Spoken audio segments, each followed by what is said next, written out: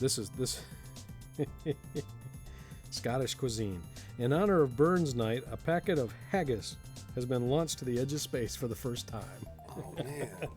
How can you waste good haggis? Yeah, Scottish butcher Simon Howie worked with space education and research firm Strattonauts to launch the 454-gram haggis in Perth and Kinross this month. Did you say Strattonauts? I don't know, no. Stratonauts. Stratonauts? Yeah. I just wanted to hear it again. That's Stratonauts, yeah, Stratonauts. The haggis was attached to a weather balloon and soared more than 20 miles above the Earth. Oh, of course. Equivalent to nearly 4 times the height of Everest.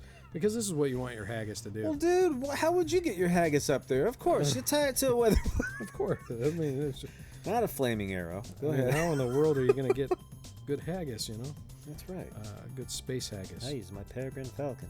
Apparently, I didn't know this about this. Burns Night is one of the most important dates on the food calendar for us, and we wanted to mark the occasion by sending the UK's best-selling haggis, the original 454 gram, to the edge of space.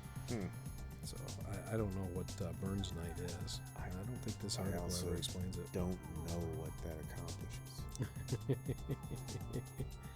You know what I mean? Yeah. It's not like I don't know. Oh, here we go. The Scots celebrate this on the 25th of January to mark the life and works of poet Robert Burns. Okay. So that's what that is. So they said that the delicacy was flying for 2 hours, 37 minutes, and covered by a distance of 52 miles. Or it's covered a distance of 52 miles, excuse me. It's transported back to the company's headquarters where it will be preserved for years to come as the first haggis in space. Hopefully that's the last haggis in space. I mean, if you sent that out... That's a record I wouldn't have cared about. If I was an alien and I found that, I would never visit Earth. No, like, you know what? Maybe that we have no idea that kept us safe. That kept us from an invasion. We didn't even know it. Yeah, they're like, they shove food inside the guts of an animal. That's right. What kind of sick monsters do this kind of thing? Just back up. If it's not Scottish, it's crap.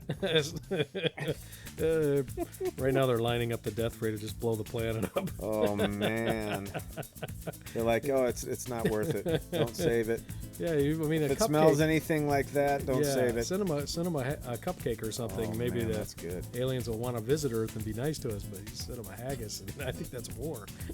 Oh, war to me. Oh, might as well send me a chocolate-covered beet.